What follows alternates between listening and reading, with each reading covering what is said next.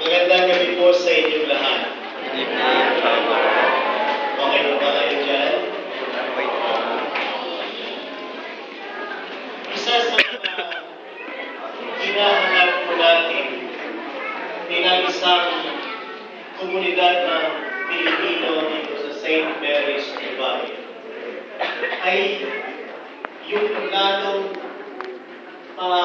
ibayuhin, palaguin, pasayahin ang ating samahan bilang mga Pilipino Katoliko. Yun po ang isa sa mga hagad natin. We try to build our community as Filipino. Ito siguro yung mga bagay na nakita po natin nung nagsisimula tayo itong formation natin. Ito yung mga nakita natin nung tayo ay gumagawa ng program natin. Ito yung mga nakita natin tuwing magkakaroon po tayo ng mga activities. Iisa po ang ating tinutubo. Lahat po ng ito ay para sa ikalalago natin bilang isang community. Now, sa loob ng pamayanan, katulad din po ng isang pamilya, mayroon po tayong mga kaugalian na dapat tingnan. Mayroon po tayong kaugalian na dapat pagbigyan ng diin o pagtuunan ng pansin para ating maisabuhay sa ating paglago bilang pamilya at bilang komunidad. Sa gabi ito ang isa sa mga titignan. Paano tayo lalago bilang isang komunidad? Paano tayo lalago sa loob ng komunidad? Kasi ang komunidad na mayroon po tayo ay hindi po komunidad ng mga santo. Meron po ba dito nagsasabi na siya ay banal na? Ang lahat po marahil na nandirito ay kinikilala pa rin na tao siya, nagkukulang, nagkakamali, at marahil nagkakasala. At dahil dyan, sa hindi mo sinasadya, maaaring nakakasakit ka. Maaaring sa hindi mo sinasadya, maaaring naging sanhi ka ng lungkot ng iba. Minsan, naging sanhi ka ng saya nila. Pero minsan din naging sanhi ka ng lungkot. At ito po ngayon isang bagay na sana mananatili tayo maging masaya sa kabila ng kahinaan natin. Manatili tayong lumalago sa kabila ng karupukay natin bilang tao at bilang isang community. Hayaan niyo po na sa gabing ito ay sama-sama natin pagmuni-munihan ang mga gawa ng Diyos na posibleng makakatulong sa atin bilang individual at bilang isang pamayanang Pilipinong Katoliko dito sa parokya ng St. Mary's Dubai. Sa pasimula, tingnan po natin ang buhay ni Simon Pedro. Tuloy po tayo. Okay. From the Gospel of John, okay? Ito po. One of the two followed Jesus after hearing what John the Baptist said was Andrew, Simon Peter's brother. The first thing he did was to find his brother Simon. He said to him, "We have found the Messiah," which is the Hebrew word for Christ. He brought Simon to Jesus, who looked at him and said, "You, Simon, son of John, you shall be called Cephas," that is, Peter, which means the rock. The Gospel of the Lord. Praise. Ito ang kwento ni Pedro. Dati siyang tinawag na Simon. Yan ang pangalan ni Pedro. Pero nung humarap sa kay Jesus, pinangalanan siya ni Jesus. Anong ipinangalan sa kanya? Peter. Peter, which means the rock.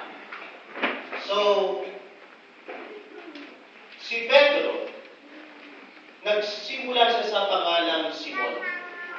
Pero nung dumating siya at nakilala niya si Jesus, naging Pedro siya. So, mula sa pangalang Simon, na ang ibig sabihin ng pangalang Simon ay impulsive, malambot, malabya, mahina. Yan po ang pangalang Simon. Sa Pilipino, siya ay tinatawag na Simong Mamon. Di ba? Mamon. Parang di ba siya, ano ka ba? Ang hina-hina mo para kang pusong mamon. Di ba? Kayo ba ay nakakita na ng mamon? Nakakain na kayo ng mamon? Di ba? Nung makain niyo yung mamon, matigas ba o malambot? Malambot. Nabilaukan pa? Hindi, di ba? Kasi pagkain mo, lalo na kapag maraming mga ingredients, pagmarami at pagmarami ng tinapay, ay parang natutunaw siya sa dila mo. So, yun ang mamon. So, si Simon, sa pangalan niya, ang ibig sabihin, emotional. Ang ibig sabihin, mahina. Ito ang Simon na nakilala ni Jesus. Kasi nakita naman natin sa pagkatao ni Pedro. Napaka-emotional niya, napaka-impulsive niya. Pag impulsive ka, di ba? Hindi mo na ginagamit ang isip mo. React ka kaagad. Di ba? May naamoy ka. Sino mo yung utot dyan? Diba? Yun pala, hindi mo napansin na ikaw naman pala yun. Kasi, akala mo utot, yun pala, bunganga mo ang nagagamoy. So you're so impulsive, hindi mo muna in-investigahan bago ka nag-react. Yun ang emotional, na yun ang impulsive. Nakita mo na mayroon siyang kasamang iba. Nagselos ka. Namula ka. Tsaka pipigil mo nang itim ka. Diba? Yun pala, hindi mo naalala na kapatid niya pala ito. Naiba lang ang mukha kasi nagpabanat ng mukha bago pumunta ng Dubai. So nagalit ka na walang dahilan. Ikaw ang gumawa ng dahilan kung bakit ngayon niwe ang mukha mo kasi kinatake ka. Diba? Yun ang impulsive. Yun si Simon. Anong ginawa niya? Lord, hindi kanila masasaktan. Anong sabi ni Jesus? Umalis ka sa harapan ko, Satanas, kasi hindi mo alam sinasabi. Tapos, anong ginawa ni Pedro? Siya, yung nag-react, no Lord, hindi kita itatatwa. Hindi pa tapos magpaliwanag si Jesus, nag-react na siya kaagad. Anong sabi niya? Pedro, pag tilaot ng manok, maaalala mo na itatatwa mo ako ng 3 beses. Ayun na. Itinatwa niya ng 3 beses si Jesus. Kaya si Pedro, hindi makakain ng chicken joy. Kasi tuwing makikita niya ang manok, nagpapaalala sa kanya. Hindi rin siya makakain ng tinola. Kaya ayaw niya. Kaya si Pedro hindi sa bumero. Ngayon, ito ang Simon na nakilala ni Jesus. Emotional, impulsive. Pero nung makita niya si Jesus, binago ni Jesus ang pangalan niya. Mula ngayon, tatawagin kang Pedro, na ibig sabihin ay bato. So tingnan nyo, mula sa Simong Mamon,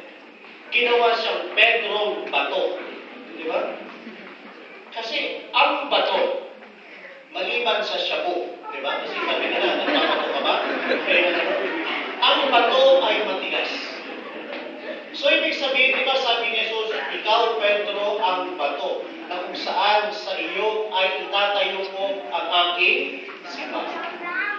Ginawa siyang pundasyon. Ginawa siyang matatag. Pinatatag siya ni Jesus.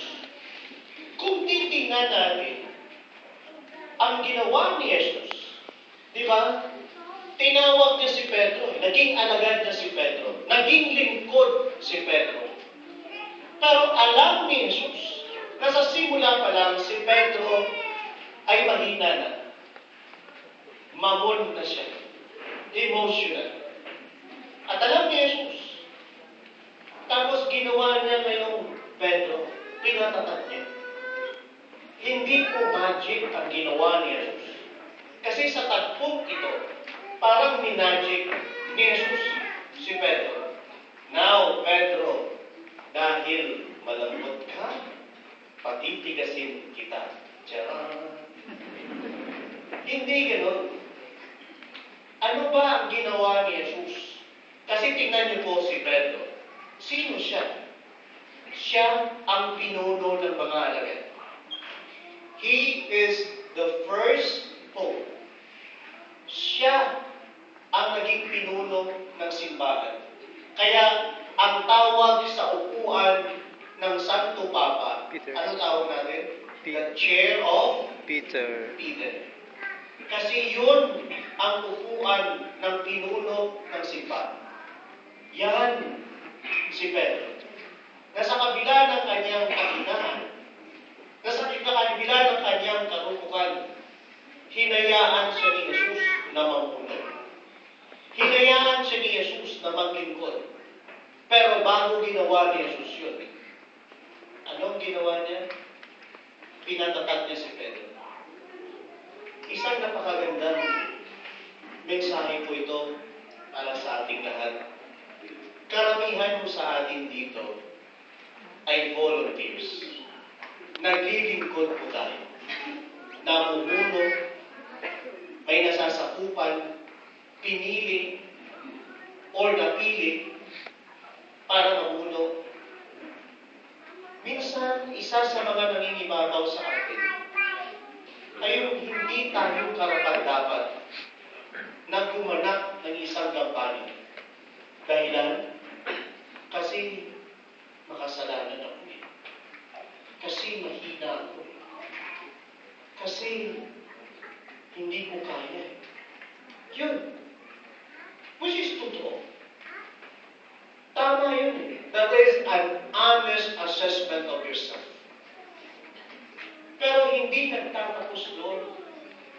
Alam mo, na nung tinawag ka ng Diyos na maglingkod, alam natin yun. Alam ng Diyos sa simula pa lang na nagkakasala.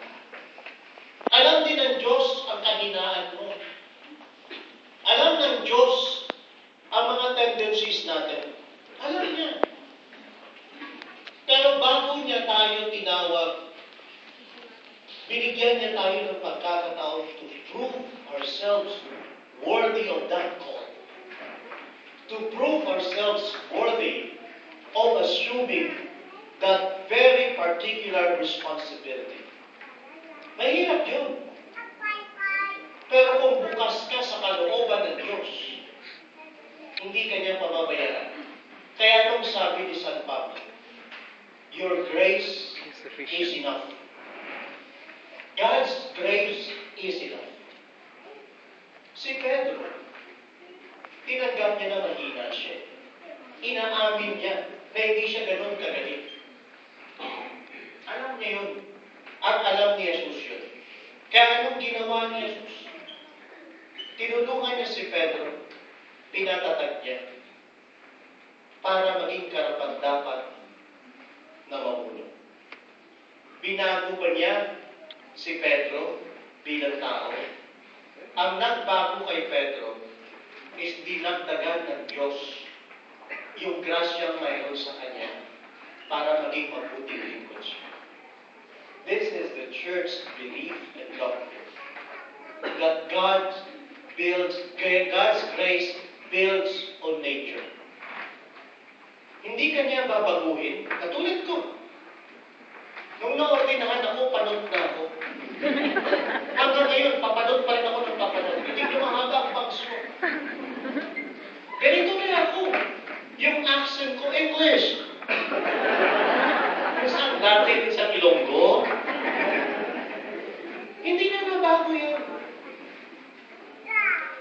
Ganito pa rin ako. Ako pa rin si Chito. Ang natura ko ganito pa rin.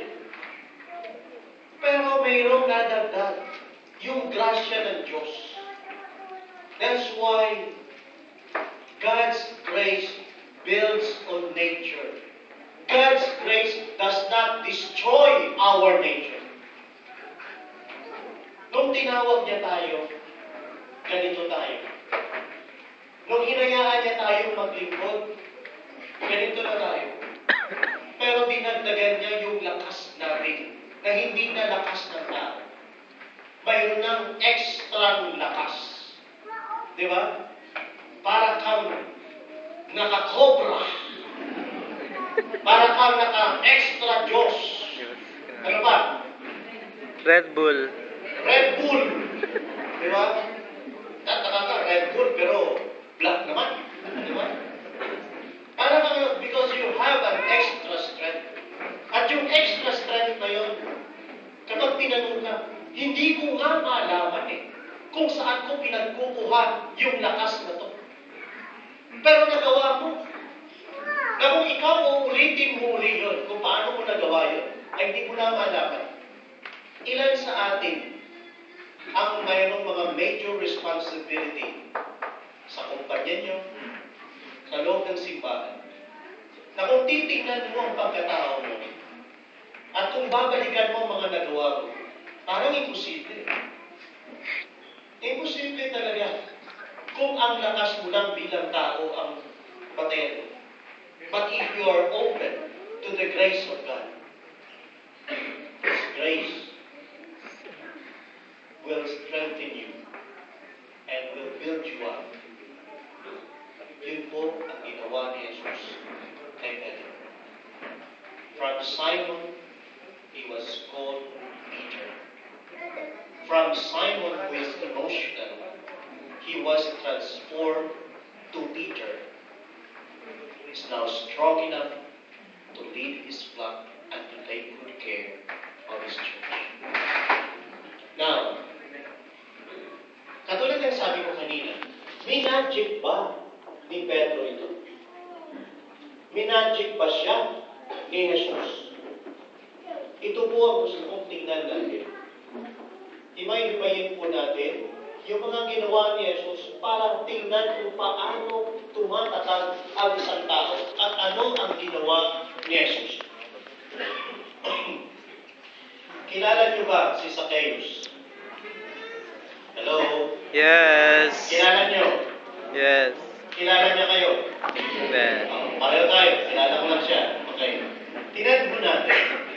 Okay? Sige na. Now,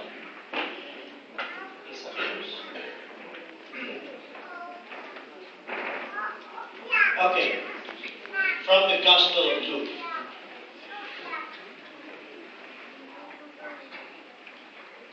He entered Jericho and was going to the town when a man whose name, Zacchaeus, made his appearance.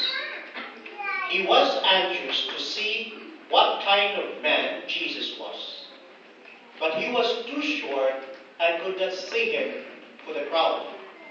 So he ran ahead and climbed a sycamore tree to catch a glimpse of Jesus who was to pass that way. When Jesus reached the spot, he stopped, he looked up, and spoke to him. Zacchaeus, come down. Hurry, because I must stay at your house today. And he hurried down and welcomed him joyfully. They all complained when they saw what was happening. He has gone to stay at the sinner's house, they said. But Zacchaeus stood his ground and said to the Lord, Sir, if I'm going to give half of my property to the poor, and if I have cheated anybody, I will pay him back 4 times the amount. And Jesus said to him, today, salvation has come to this house, because this man too is a son of Abraham. For the Son of Man came to seek out and save what was lost. The Gospel of the Lord. Praise to you, Lord Jesus Christ. Yan si Zacchaeus. Maliit siya, panda, pansot, bonsai, duwende, onano, ano ba, sisim, cocaine, ano ba? Excuse me lang ha, pinaparinggan na. Sama ako dyan. Cute! Ano ba? Yan siya, maliit. Yan si Zacchaeus. Si Zacchaeus, maliit na tao. Pero hindi lamang nagsisignify yung liit niya. Lumiit din siya sa paningin ng mga kababayan. Diba, kapag may nag-text, narinig nyo?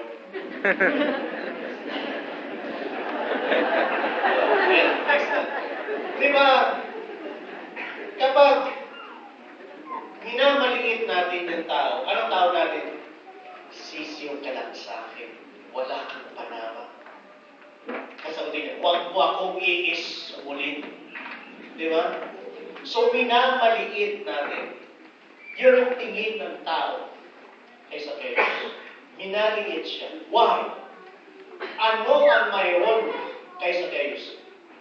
Sa Gospel, ang sabi, he is a chief tax collector. So, hindi lang siya tax collector. Hindi lang siya maniningil ng buwis. Higit sa lahat, chief siya. Pinuno siya. May kapangyarihan siya. At ang mga kolektor ng buwis noong panahon na ito, may kapangyarihan. Kasi may power sila connected sa mga Romano. So, Hudyo siya. Pero siya yung naniningil ng buwis. Parang ganito lang. Halimbawa, tayo ay nandito. Ayaw natin magbayad ng buwis. Kasi hindi dapat tayo sinisingilan ng buwis. Sa tingin natin. Ngayon, siningilan tayo. Tapos, ang namumulekta pa, ako. Ngayon, ang sama-sama ng loob niyo sa akin, kung sino pa ang kababayan ko? Ikaw pa ngayon ang gagawa nito sa akin? Pwede naman okay lang na iba ang makulitan. Huwag ka lang kasi paray-pareho tayo dito. Yun ang tingin kay Zacchaeus. Paray-pareho tayo. Ay, thank you, Pera. O, di mo ito. Thank you. Paray-pareho tayo. Tapos kayo parang tinraidor mo kami. Parang iniwanan mo kami sa ere. Yun ang tingin sa kanya. Kaya sa halip na tingalain siya kahit may kapangyarihan siya, ano nangyari? Minaliit siya. Pero, ito na, dahil may power siya, hindi mo siya pwedeng galawin. Hindi mo siya pwedeng susumbong kita, yari ka bukas. Kasi may connection siya. Yan si Zacchaeus. He is a public sinner. See? So, mga ng bata. Tama yan. Now, ito po. Si Zacchaeus, dahil maliit siya, anong ginawa niya? Nung malaman niya na parating si Jesus, gusto niyang makita si Jesus kasi marami na siyang naririnig tungkol kay Jesus. Naging curious siya. Kaya ang ginawa niya, dahil maliit siya, umakyat siya ng puno ng sycamore. Kasi alam niya, dito dadaan si Jesus. Yan ang ginawa ni Zacchaeus. Ngayon, ang puno ng sycamore, nandoon si Zacchaeus. Kaya, mas mataas siya kaysa lahat. Kaya nung dumating na si Jesus, nakita niya si Jesus. Samantalang yung mga tao, bulbunan lang ni Jesus ang nakita nila. Si Jesus sa likod lang ang nakita nila.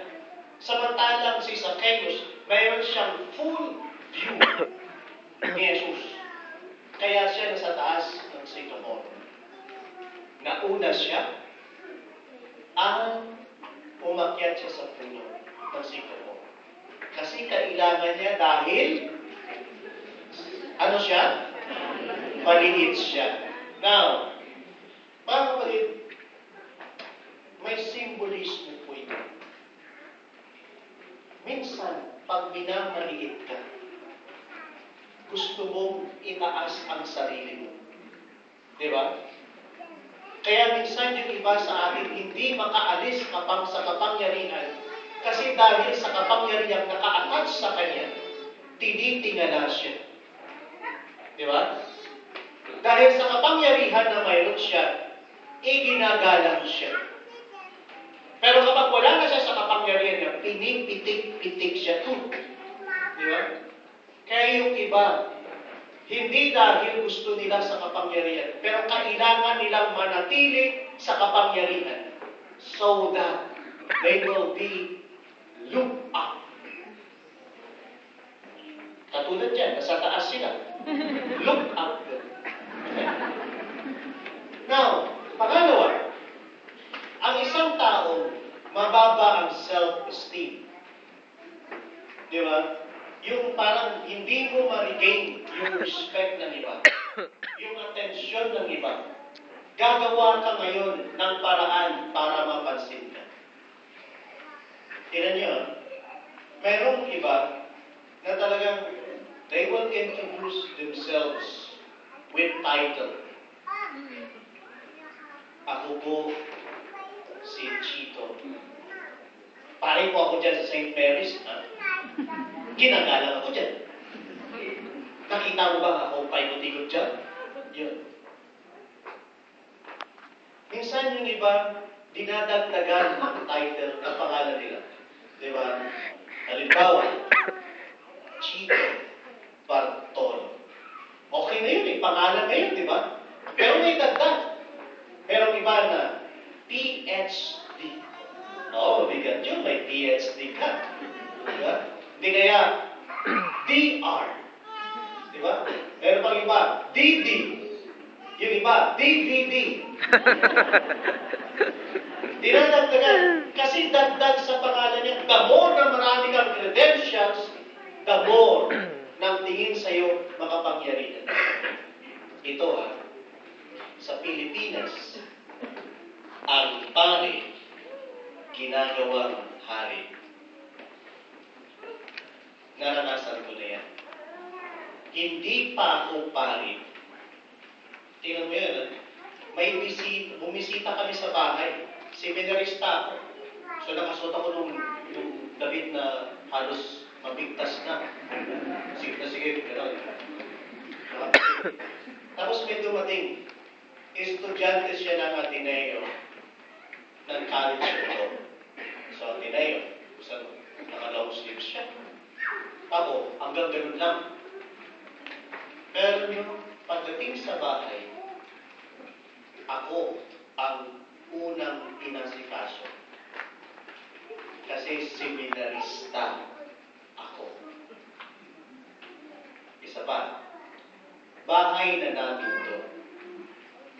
Nung seminarista ako, pag umuwi ako sa bahay namin, ang ini-offer sa akin pagdating ko, tubig, hindi pa malamig, at galing pa sa gripo. Hindi sa water dispenser. Pero nung naordinahan akong pari, right after the ordination ko, umuwi ako sa akin. Iba. Iba, juice. Malamig. Talagang may pawis-pawis pa yung baso. Tapos puno-puno ng yelo. At dilaw na dilaw yung juice. Nang halos hindi mo na mahalo kasi ang lapot. Yung ininom ko ay talagang pok-pok-pok. Kasi, pari na ako. Ngayon, tinatanong ka na. Tinatanong na nung pare, anong ulam ang gusto mo? Dati ikaw magtatanong, anong ulam po natin, Nay? Punta ka lang sa kusina. Mamili ka. Pagdating ko, nakita ko ang ulam. Tuyo. Yun lang, wala nang iba. Balik ako sa nanay ko.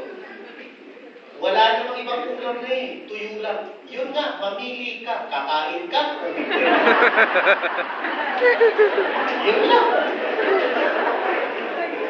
Pero ngayon, dahil ari na si Chito ay talaga kinukuskus. Kaya tinatanong, kailan ang uwi mo? Ayaw nila ng surprise para maikabit yung mga kurtina. Mailabas yung mga platong pang-fiesta.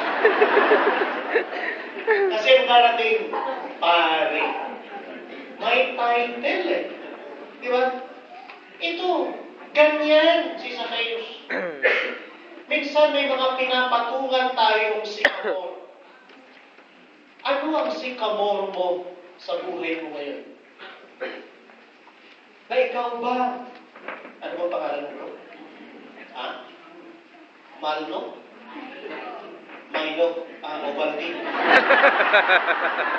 Nido? Alpine? Belgrad? Milo? Okay. May lugar. Diba? Milo. Milo lang. Yan. Milo lang itatawag sa'yo. Okay na ba sa'yo yun? Panatag ka na ba doon? Yung iba hindi. Tawagin mo ako, Sir Milo. Hindi kaya, Milo Sir. Baga naman Indiano, no? Baliktad. Indiano. Gusto natin laging may Sa duling. Kasi yung title, ang nagbibigay ng tingin mo dangal sa'yo. Pero hindi. Ang magbibigay sa'yo ng dangal is kung ano ka at sino ka bilang tao. Si Zacchaeus, there's a sobrang insecurity niya. Kailangan niya yun. Isa sa mga batayan ng mga taong mababa ang self-esteem, katulad ni Zacchaeus. Yan yung mga taong hindi mo mapapaiwanan sa gadget. Pupunuin niya ang sarili niya ng gadget. May iPhone. Mayroon pa siyang Samsung. Meron pa siyang Delilah. Meron siyang Apple. Meron pa siyang Bayabas. Mas malaki at mas mahal kaysa Apple ang ka. Ito yung mga mamahaling gadget na mayroon siya. Why? Magarang kotse. Napansin niyo to? Sabi nila, ang isang tao daw na maganda ang kotse, yung mga sports car, ito daw yung something to compensate para makita na gwapo sila. Gumagwapo ka eh. Kita mo eh, para siyang dumapa sa Granada. Talagang daming butas dito. Pero dahil sa kotse niya, you're the man.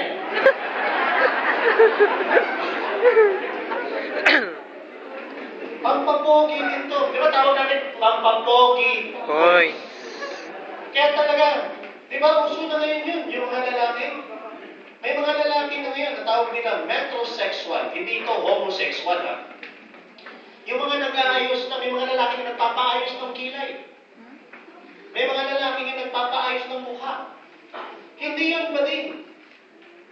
Yung tawag nila metrosexual. Why? To attract attention. Kailangan mo pa ba ng something for you to attract attention? Kasi Kasi kailangan ko. The more na nakatingin sila sa akin, the more na ramdam ko, natanggap nila ako, kinikilala nila ako, at love nila ako. Ngayon, ramdam ko eh. Kasi tinitingnan niyo ako. Kaya yan. Now, isang tanong para sa ating lahat. Ano ang sycamore tree mo sa buhay mo na siyang pinapatungan mo ngayon? Kaya ka nakikita ng mga tao. Ang tanong, kailangan mo ba talaga ng sycamore tree, ng patungan, para makilala ka?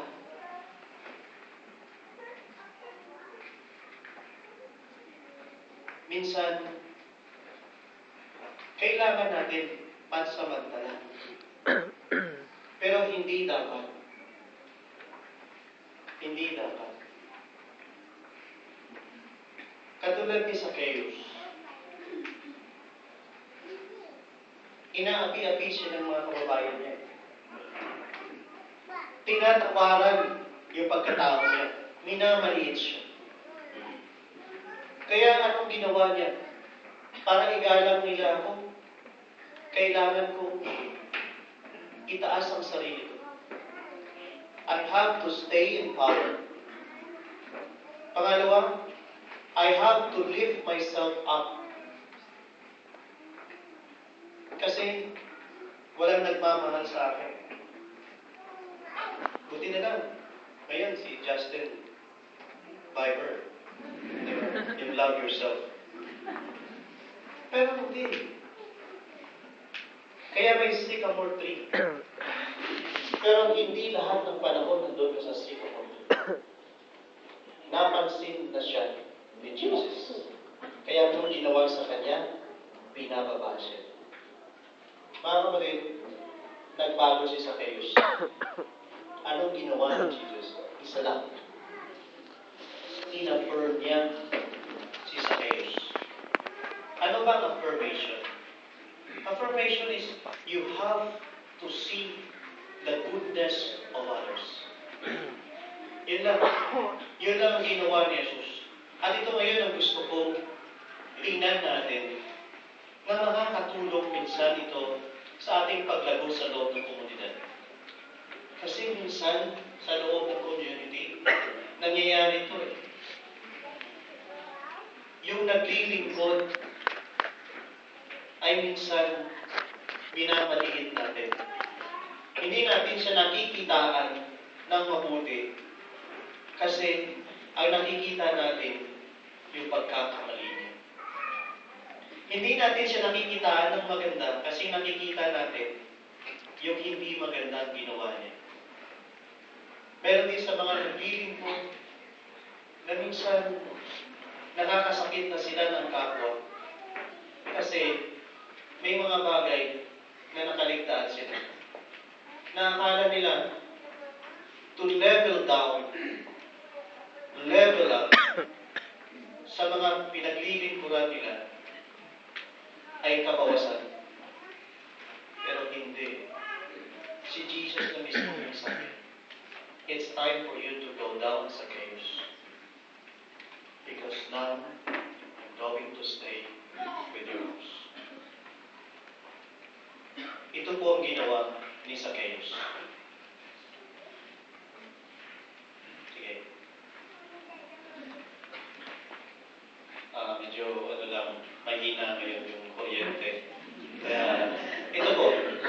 The qualities of Jesus affirming Zacchaeus. Anong ginawa niya? Di ba, naglalakad siya kasama ng mga tao. Nauna na si Zacchaeus.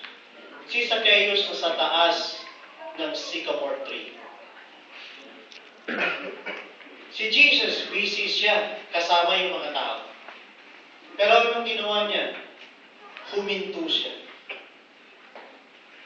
Yung paghinto ay isang pagsasabi na kinikilala kita at alam ko na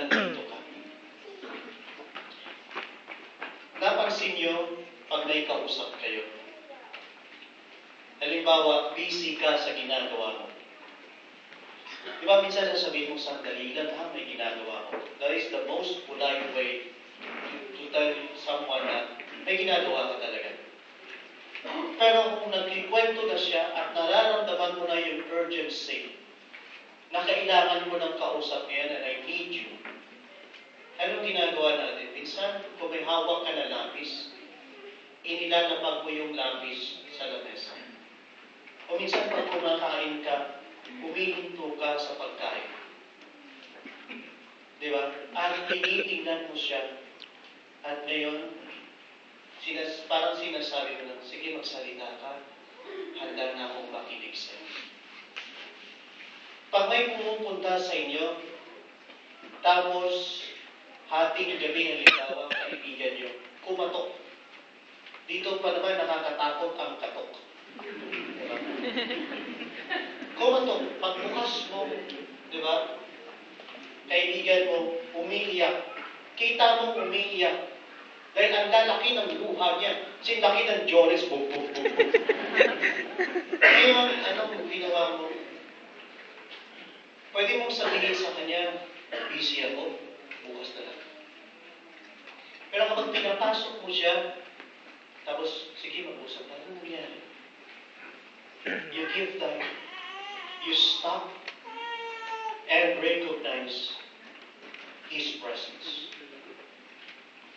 Yan ang ginawa ni Jesus kay Zacchaeus. Busy ako. May pupuntahan ako. Hindi ikaw ang appointment. Pero nung makita niya si Zacchaeus, huminto siya. That's a sign kay Zacchaeus na pinapahalagahan ako ng tao na ito. See? Oh. Now, if you stop what you are doing and spend time with that someone else, that means mahalaga ka sa akin. Hindi mo man sinabi, wala ka mang sinabi, pero nararamdaman ng tao yun. At yun ang nararamdaman ni Zacchaeus nung huminto si Jesus. Pangalawa, Jesus looked up. Si Zacchaeus, he was looked down. Dahil maliit siya. Di ba? So, minamaliit siya ng mga kababayan niya dahil hindi lamang maliit siya, kundi dahil ang tingin sa kanya, wala kang kwenta. Minamaliit ka. Wala kang kakayanan. So, minamaliit siya. He was looked down. Pero si Jesus, tiningala siya. Tiningnan siya. Kasi pwede siyang hindi pansinin eh. Na, okay, nandiyan ka. Tapos. Hi, tapos na. Nalapas na siya. Pero he stopped and he looked up sa Zacchaeus. Para kay Zacchaeus, malaking bagay yun. Tinignan siya ni Jesus. Kinilala siya ni Jesus. Huminto si Jesus para sa kanya. And that's it. Wala pa siyang sinasabi ha. Pero meron na nangyayari kay Zacchaeus. Kasunod, Jesus spoke with. Ang sabi niya kay Zacchaeus, bumaba ka dyan, Zacchaeus. I want to stay at your house today. Nung nagsalita si Jesus, tinignan niya si Zacchaeus. That's one way na, ngayon, gusto ko makipag-usap sa iyo. Napansin niyo yun? Pag ayaw niyong kausap ang tao, minumute niyo. Di ba? So, salita silang salita. Salita ka niya, bahala ka sa buhay. Di ba? Kung ayaw mo siyang sagutin, hindi mo pinapansin. Pero ito, si Jesus made contact with Zacchaeus at nagkaroon ng connection and he reached out. Siya ang unang gumawa ng hakbang to start the conversation. Sunod, Jesus called Zacchaeus by name. First time nilang mag-meet. First time. Kasi hindi pa kilala ni Jesus si Zacchaeus. At hindi rin kilala ni Zacchaeus si Jesus in person. Kaya gusto niya makita. Kilala niya na yan ang Jesus na yan. Pero hindi pa niya nakita in person. Kaya nga siya, gusto niyang makita talaga. Pero anong ginawa? Pinangalanan siya ni Jesus. Yung maalala ang pangalan mo ng taong nililigawan mo. After 30 years, naalala niya pangalan mo. Ay, ibang klase yan. Yung matandaan niya ang pangalan mo, that means mahalaga ka. Nung pinangalanan si Zacchaeus, ramdam niya na napakahalaga ako, napakahalaga ko sa tao ito. I have my identity. Yung tinawag ang pangalan mo. That is Zacchaeus, and that was Jesus. He did something to Zacchaeus. He identified Zacchaeus as something. Sunod. Zacchaeus told to come down. Sinabi na sa kanya, Zacchaeus, bumaba ka na dyan. Hindi mo na kailangan ang sycamore tree. Hindi mo na kailangan nandyan. I have already recognized you. Kinikilala na kita. Tinatanggap na kita. Now, it's time to go down from that sycamore tree. And now, be with me. At naging pantay tayo. Sunod. Jesus asked Zacchaeus to do him a favor. Ano yung pabor? Gusto kong pumunta sa bahay. Gusto kong pumunta sa bahay. Si Zacchaeus kasi, iniiwasan siya. Kasi, tawag natin dito, B.I. Bad influence siya. Huwag kang sasama dyan. Bad yan. At iniiwasan siya. Pero hindi rin nakita ni Jesus kay Zacchaeus. Ang nakita kay Zacchaeus, mayroong mabuti na katangian ang taong ito. Coated lang siya ng kasamaan dahil ginawan siya ng pangalan. Namarkahan siya. Namarkahan siya. At yung marka niya, masamang marka. At yun ang tatak niya. Tatak masama, hindi tatak mabuti. Pero ang nakita ni Jesus, yung tatak na may kabutihan ang tao nito. That's why he said, Zacchaeus, do me a favor. I want to go now to your house. So, Jesus stayed at Zacchaeus' house. Minsan, mahalaga ito eh. Sino ang nagpapa-house blessing dito? Nakapagpa-house blessing na? Pakitaas ang kamay. Hello. Okay. Thank you. Marinig. Sa house blessing, nagpapa-house blessing tayo dahil mayroon tayong nararamdaman na kakaiba.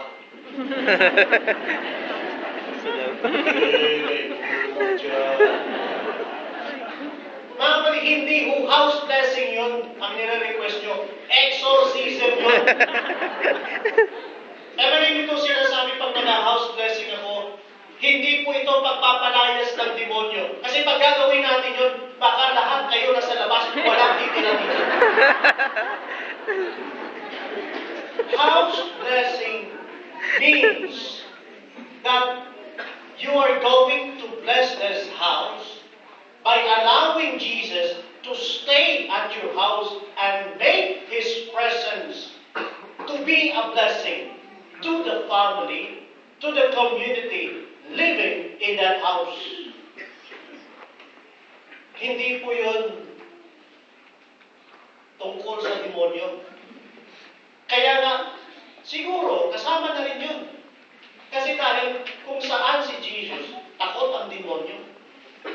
So kaya dinadala natin na Jesus, please stay with us. Dahil kapag, if Jesus is staying with us, so hindi na makakapasok yung demonyo. Kaya ilang house blessing na rin ang nagawa ko. Pagkatapos ng house blessing na yun, marami nang lumilipat.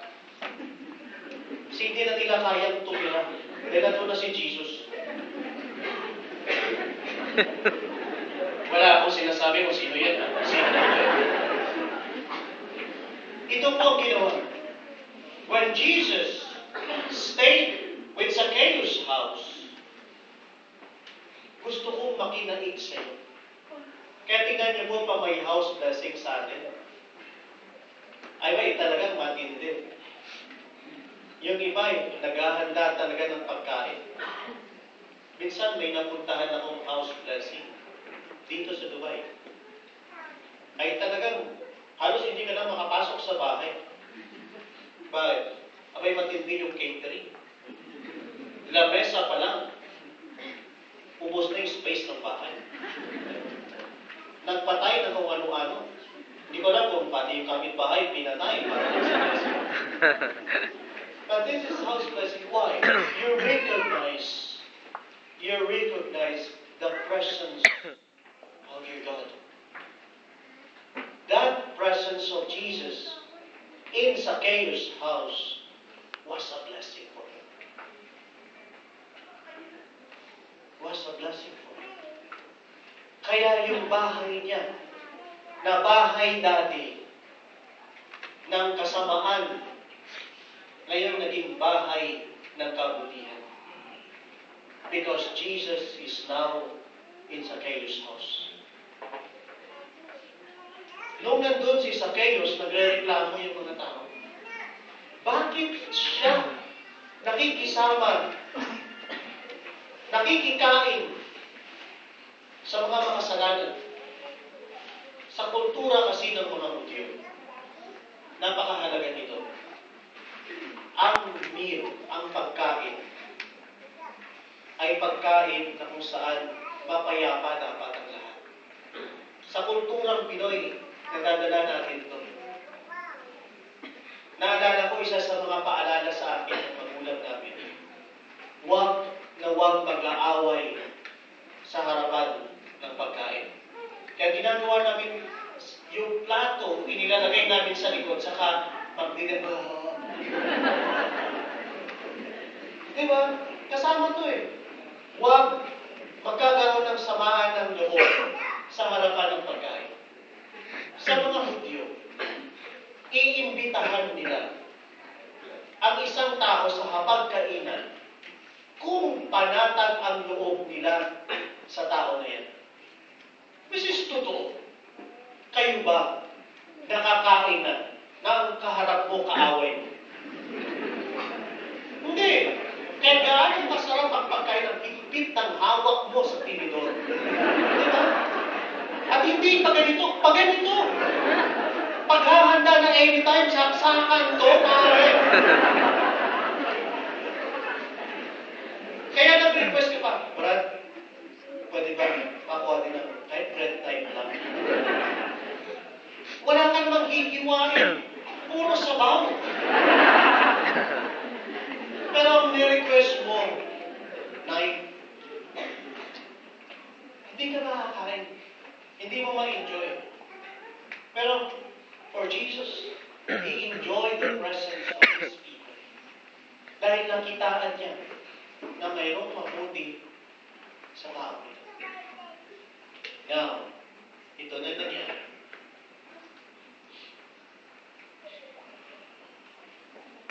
Dahil sa time na yun, nagkasama-sama na, nagkakwentuhan, hindi lang si Zacchaeus, yung buong bahay niya, yung buong sambahayan niya, ay nandun, and they celebrate with Jesus. And the next one is, wala na. Anong ginawa ni Zacchaeus?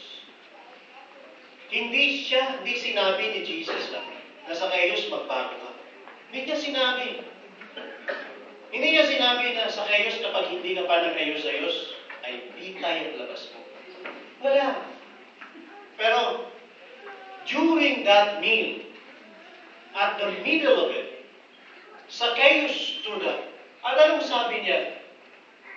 Kung mayroon man siyang nadaya, ibabalik niya yung mga bagay na nakuha niya. At ibibigay pa niya kalahati ng yaman niya. Ay di ba, ang tingin sa kanya ng mga kababayan niya, sakim siya. Ang tingin sa kanya ng mga kababayan niya, madamot siya. Ang tingin sa mga kababayan niya, sa kanya, masama siya. Pero ngayon, nagbago siya. Kaya anong sabi ni Jesus? Ang tao din ito ay anak ni Abraham. Now, mga kapatid, isa lang ang ginawa ni Jesus. Ang mga tao na nasa paligid ni Zacchaeus, gusto nilang magbago siya. Pero pinipwersa nila na magbago siya. Anong ginawa nila? They reject Zacchaeus.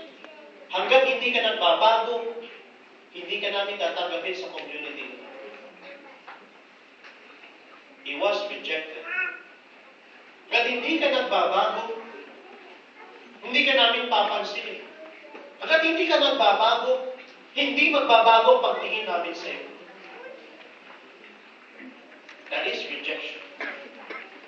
Pero kay Jesus, anong ginawa niya? Iba.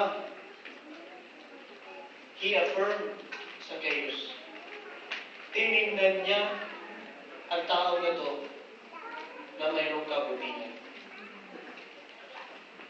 Nasabi ko na ito dito Uulitin ko lang ulit. Diba, sino na sa inyo nakakita ng ginto? Gintong ngipin, gintong palamuti. Sino na sa inyo nakakita? Please? Okay. Thank you. Ang ginto, kumikinang yan kapag malinis. Pero kapag ang ginto nabalutan ng alikabok, hindi kikinang yan. Kung kikinang mo yan, aandak-andak.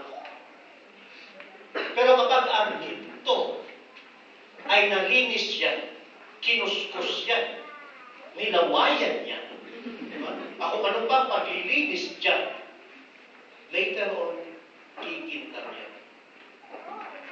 Ganyan ang nakita ni Jesus kay Zacchaeus. May gininto ang puso ang tao na nabalutan lang ng masamang imahin at ng impluensya. Ang ginawa ni Jesus, kinuskus niya, inalis niya yung mga alikabok na nakabalot sa ginmalagito ang puso ni Zacchaeus. At nung nawala yun, kumilang siya ulit. At nakita nila na itong si Zacchaeus mabuting pa. Pero walang ginawa si Jesus na magpupumilit para lang baguhin ang tao. What Jesus did is love. Letter A. Ano yun? Affirmation. Affirmation. Ito sana yung hamon ko sa community natin. Isa sa nakakasira ng community is yung siraan. Bibigyan natin magawa yung ginagawa ni Jesus na makitaan ng kabutihan ang ating tao. Lalo na yung ating kasamahan. Nagkamali siya, husga kagad. Na i-Facebook mo na kagad. Kaya na, grabe yung isa na yan. May kapag bruha na. May Facebook mo na. Kaya itong tao na to, sa halip na mag-open ng sarili niya para sa pagbabago, ayaw niyo ng ganitong ugali. Para makaganti, dadagdagan ko pa. lalo siya naging masunod. Dati, labas lang ang ngipin niya. Ngayon, may extender na. Akala mo, aso siya. Di ba? Di siya kayo, ganun eh. Akala ng mga kababayan niya, mababago siya sa pamagitan ng galit, sama ng loob. Pero hindi.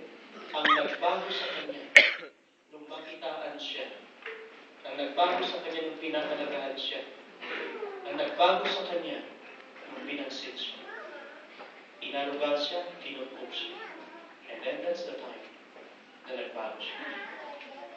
This is what we call affirmation. Nung si Simon ay mahina pa, emotional. Nung si Simon ay impulsive pa, hindi siya tinantanan ni Jesus. Sinamahan siya. Kaya anong sabi sa kanya? Ikaw, Simon, ay tatawagin Pedro. Dahil ikaw ang maging pundasyon ng aking simbahan. Marami sa atin ay nasa kalagayan pa ni Pedro. Nasa proseso pa lang. Nasa proseso pa lang. Naging Simon pa lang tayo. Nasa proseso pa lang tayo na maging Pedro. Marahil hindi ganoon kadali. Katulad din ng ginawa ni Jesus kay Zacchaeus. It takes time bago niya nabago si Zacchaeus. He stops. He looked at him. He called him. He mentioned his name. And then he went to Zacchaeus' house. He stayed with Zacchaeus. Ate with Zacchaeus' friends. Celebrate with him. And that's the time. After all, Zacchaeus changed. Minsan, meron lang tayong ugaling magician. Para tayo si Harry Potter. Diba? Hawak-hawak yung stick. Impacto! Diba? Nababago. Diba? Dito, hindi. Tao yung kausap mo. Pisil nyo nga yung kamay ng katabi nyo. Nakasan nyo, pag umaray, tao yan. Pag-train, ayot yan. Pag sinampal ka, demonyo yan. Ito yun. Now, mayroon kayong papel, di ba? Counting exercise. Okay.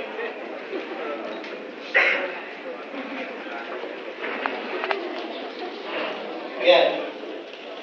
Tingnan niyo po yan. Pwede niyong gawin dito. Pwede niyong iuwi yan. Assignment nyo. Kala niyo mga anak nyo lang may assignment ha. Kayo din. Kahit Thursday ngayon, may assignment kayo para bukas. Ito po. Pangalanan mo lang. Ano ba ang Simon ng sarili mo? Okay? Yan. Simon means your weakness. At ano naman yung Peter ng sarili mo? Ano yung strength? Ikaw lang ang makakita niyan. But this time, malaki yung hati ni Peter. Why? Sa pagkakataong ito, tingnan mo yung maraming strength na mayroon ka. And identify them. Pwede niyong isulat ngayon. Pwede niyong iuwi yan. Okay? Now, nakuha niyo na ba?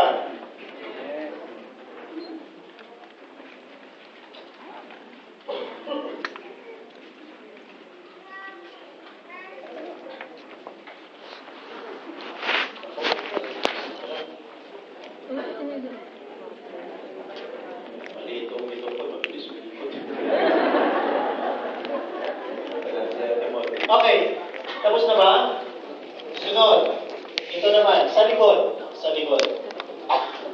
Okay. Ito yung mga tao sa buhay ko. Mayroong dalawang letters na makikita kayo. Una, letter A, which means affirmation. rejection. Sa table na mayroon po sa screen, yung first column is A and A. Ito po yun.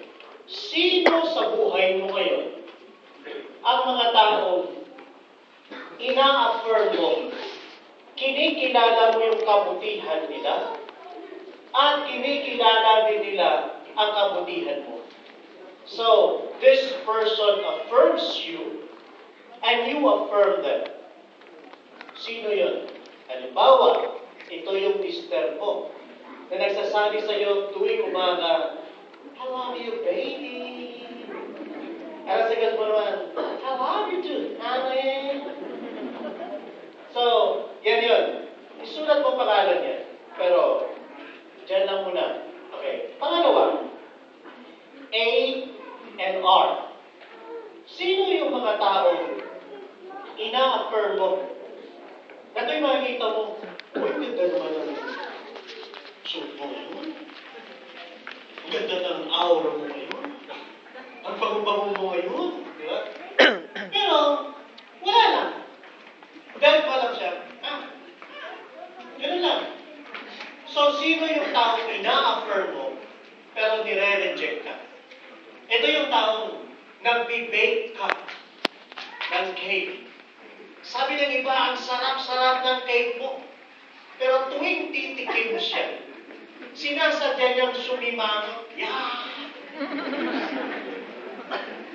So, sino yung tao na ina-affirm mo, pero nire-reject ka?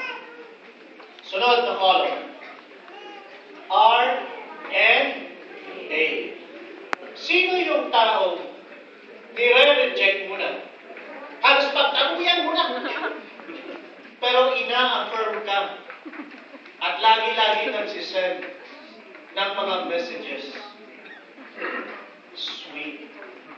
Kaya sabi sa'yo lagi, kumain ka na ba?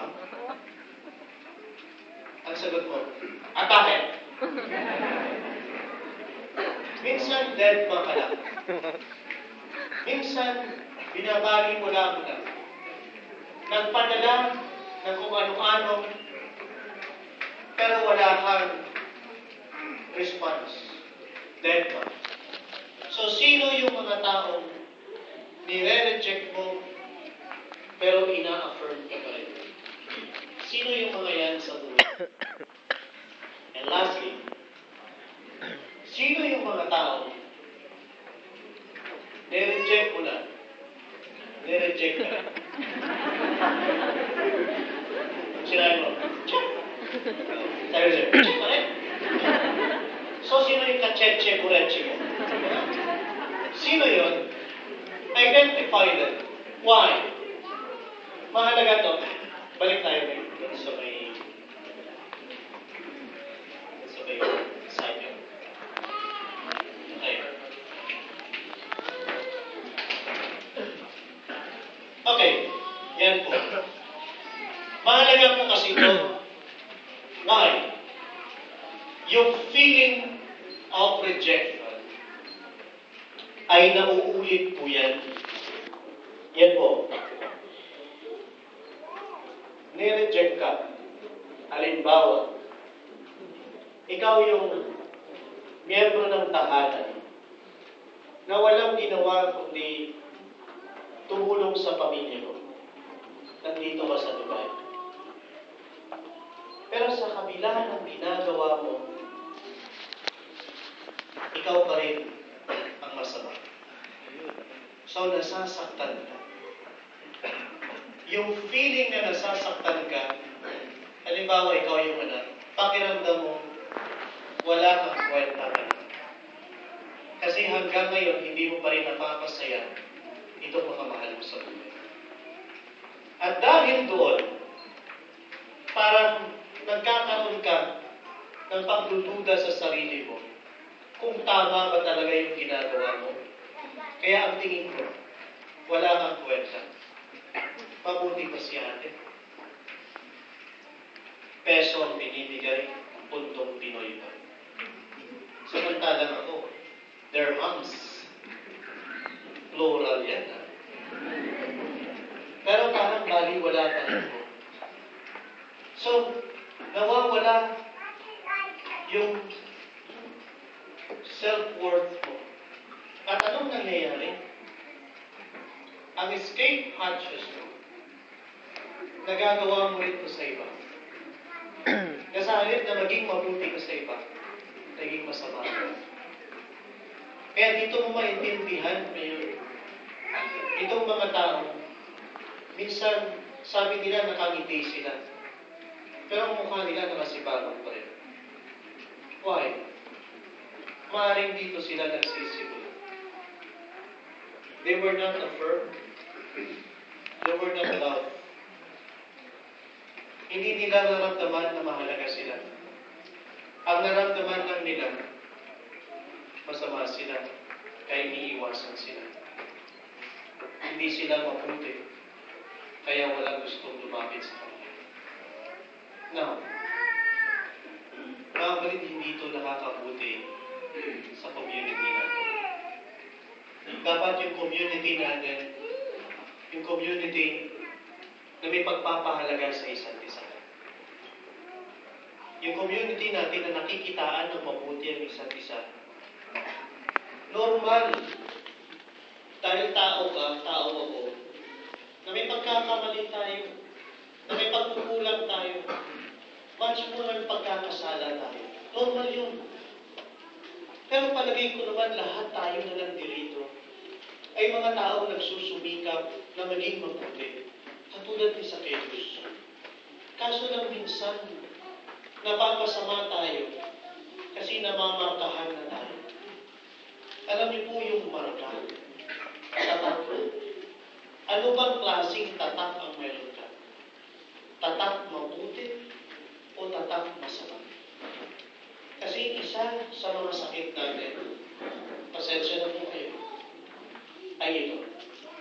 Mahilig tayo tumatak. Pag natatakan ka na ng ganyan, mahirap nang baguhin yun. Di ba? Minsan, patay ka na, yun pa rin ang tatak. Sino yung namatay? Ayan, si Boy Bastos. Yung tatak niya, Bastos. So, patay na siya. Nanatili pa rin yung tatak niya. So, ngayon ang tanong ko, anong tatak ang mayroon ka? Tatak ba yan ng Diyos? O tatak ng kaaway ng Diyos? Sana, tulungan naman natin ang bawat isa na maging tatak natin. Yung tatak Pinoy, pero yung mabuting Pinoy.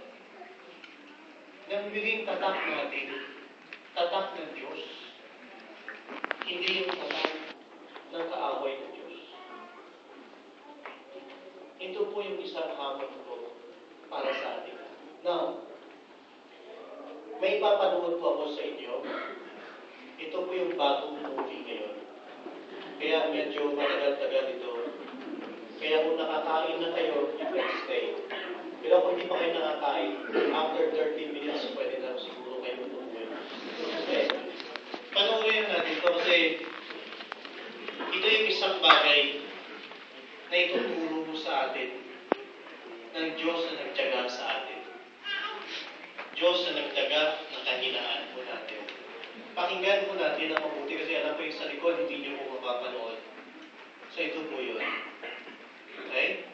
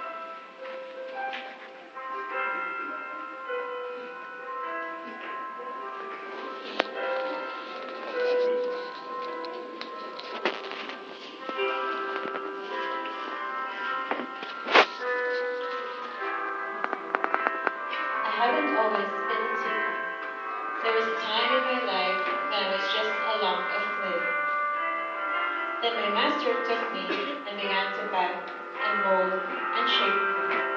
It was very painful, and I begged him to stop. But he only smiled and said, "Not yet."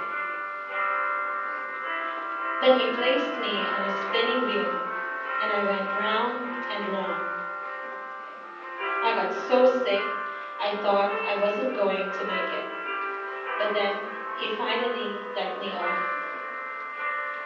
Just as I thought I was going to be all right, my master put me in an oven. I never understood why he wanted to burn me. I yelled and begged for him to stop, to let me out. I could see dimly through the glass in the oven door, but he only smiled, shook his head, and said, "Not yet." Finally, he came and took me out. "Oh, that sure feels better," I said to myself.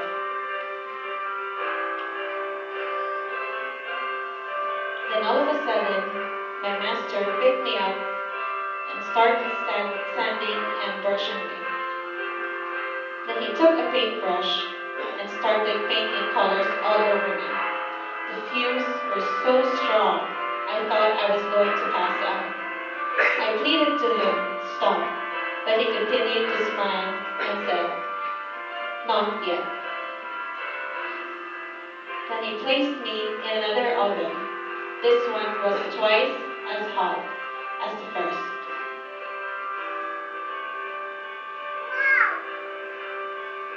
I knew that I would suffocate. I begged. I pleaded. I cried. But he still only smiled and said, "Not yet." I began to feel that there was no hope. I would never make it. I couldn't take anymore. It was all over for me. I decided to give it all up.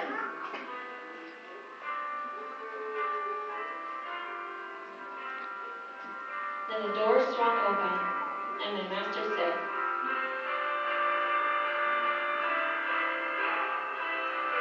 "Done." He lifted me up and he placed me on a shelf to rest. Later, he came to me with a mirror and told me to look.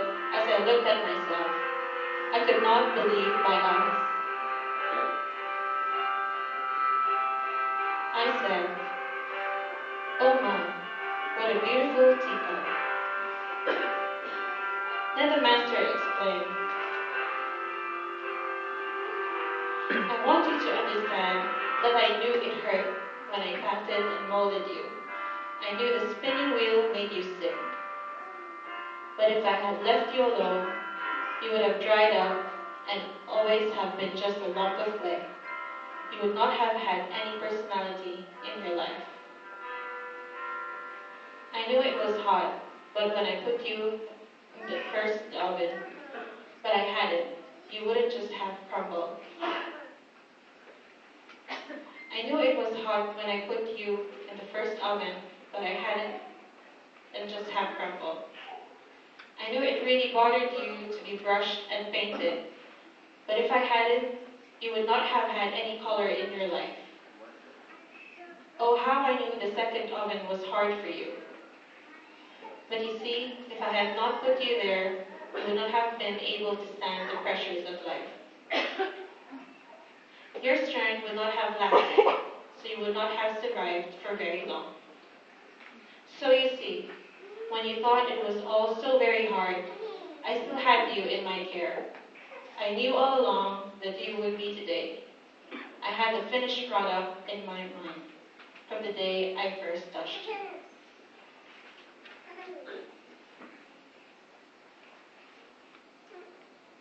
Isaiah 64:8. "But now, O Lord, you are our Father, we are the clay, and you are potter, and all we are the work of your hand."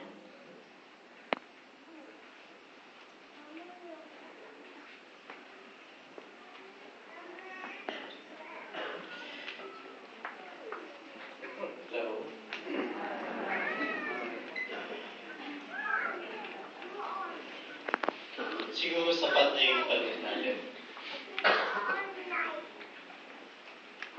Inuhulma ko tayo ng Diyos lahat. Minsan mahirap. Minsan masakit. Minsan matagal. Kaya minsan nagmamadali tayo. And the Lord keep on telling us, not yet. This is not yet the time. Pero sasabihin niya rin sa'yo, pag-ready ka na. Yung readiness is not ours, but His. Kaya minsan, nakakapagod, di ba? Bakit ba yung walang hiya na yan, hindi pa rin nagbabago? Kasi baka hindi pa panahon para sa kanya. Pero, meron nang nagbago. Ikaw yun. Nagbago ka para sa kanya. Why? Kasi hanggang ngayon, nandyan ka pa rin para unawain siya. At malaking bagay, kasi bumaba yung pasensya mo. Kasi kahit ganun pa rin siya, tinatyaga mo pa rin. Katulad ng Diyos. Ilan kaya sa atin ang pinagtsatsagaan niya? Sama na ako dyan. Yung kasalanan mo last week, di ba yun pa rin ang kasalanan mo hanggang ngayon? Your favorite sin? My favorite sin. Pero hanggang ngayon, tinatyaga pa rin tayo ng Diyos. Binibigyan tayo ng pagkakataon na makapagbago, makapagsimula. I hope that after this, like our God, we're going to take each other patiently. Konting tiyaga na lang. Magbabago din yan. Palagi ko naintindihan ng mga magulang kung sinasabi ko ngayon. Ilang anak ang nabago sa sobrang pagtsatsaga ng magulang na unawain lahat ng pagkukulang at pagkakamali. Ilan din ang mga anak ngayon na magulang na hanggang ngayon nagtsatsaga pa rin sa mga anak nila. At ang naisip nila, kung ako nga, tinyaga ng magulang ko siguro ito na yung chance ko. At tsagain din yung mga bata na ito na parang araw, magigigit sila sa akin. So, let us go home tonight, bringing along with us the message of Jesus. That from our weak selves, as Simon, we can be like Peter later. But we have to take each other patiently, like what Jesus did with Zacchaeus. There is no magic here. Ang kailangan natin tanggapin, lahat ng pagbabago ay dumadaan sa proseso. Okay? So, sana po yung ating komunidad bilang mga Pilipino dito sa St. Mary's, Dubai, ay maging isang komunidad na katulad ng mayroon si Jesus.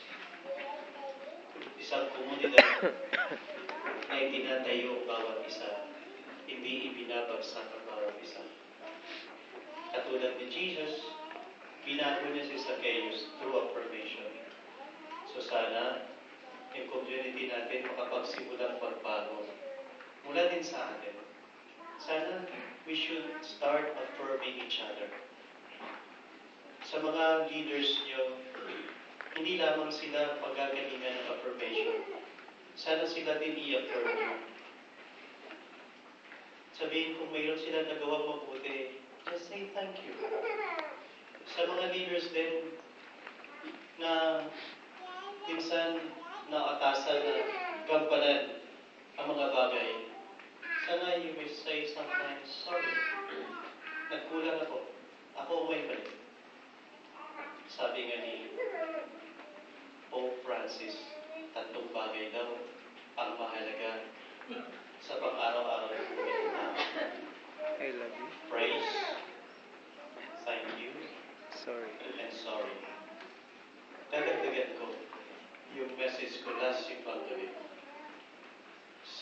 love you, say thank you, and say sorry.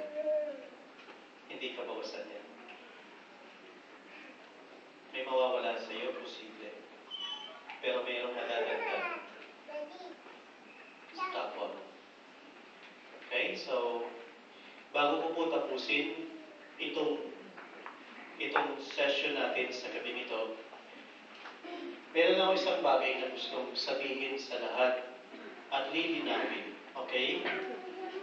Kasi itong simbahan natin ay ngayong Year of Mercy, ginawang isa sa mga Jubilee Churches ng UAE.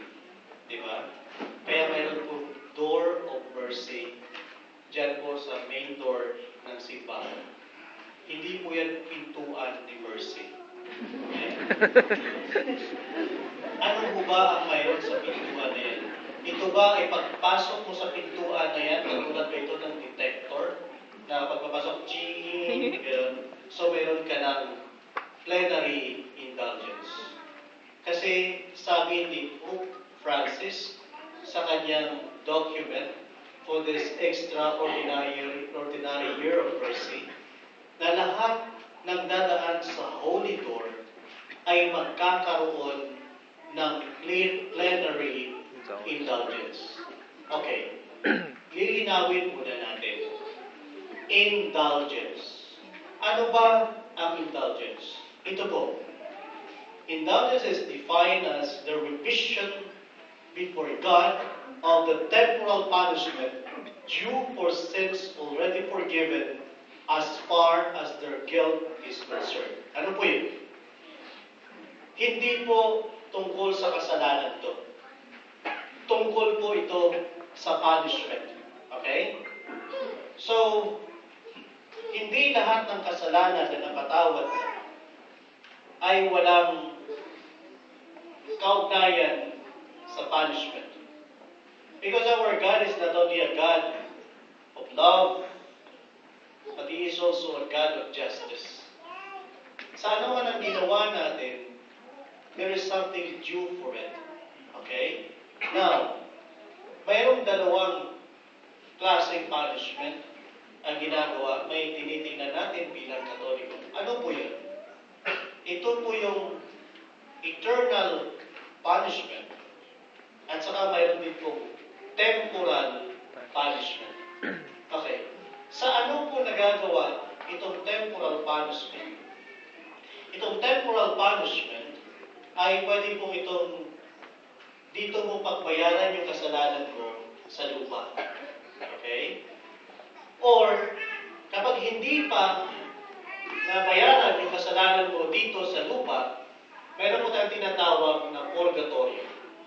Di ba, naalala niyo yung last sessions natin na ang lahat ng nakakapasok sa langit ay dapat pure, dapat malinis na malinis. So kung ikaw ay hindi pag-aanong malinis, dapat kang linisin sa purgatorio. That's why the word purgatory ay wala po sa Bible, pero ang ibig sabihin ng po nito ay ang paglilinis. Kaya nga may salitang purga. Kapag ikaw ay pinupurga, anong ginagawa sa'yo? Bulat. Inaalis yung mga tibulats mo. That means nililinis ka. Yan po yun. That's why there is a purgatory. Pinupurga ka. Nililinis ka. Okay? Yun po yun. Now, yun po ang nagagawa ng indulgence. Binabawasan yan o inaalis yan yung temporal punishment mo. Okay? Hindi yung eternal punishment mo na kung saan you are condemned, someone is being condemned forever. Ito po is yung temporal punishment. Okay? Maliwanag po ba? Now, mayroong dalawang klaseng indulgence. These two indulgences, una is yung plenary indulgence at saka yung partial indulgence. Ano yung plenary indulgence? Yung lahat ay nawawala sa pamamagitan ng plenary indulgence. Yung partial indulgence is portion of your temporal punishment will be taken away. Okay? So yun po yun. Now, okay na po ba yun? Okay. Sa Jubilee Year of Mercy, ang mayroon ay plenary indulgence. That means inaalis niya yung temporal punishment po. Okay? If you gain that plenary indulgence. Now, ang turo ay lahat ng papasok sa door of mercy ay magkakaroon ng plenary indulgence. Okay?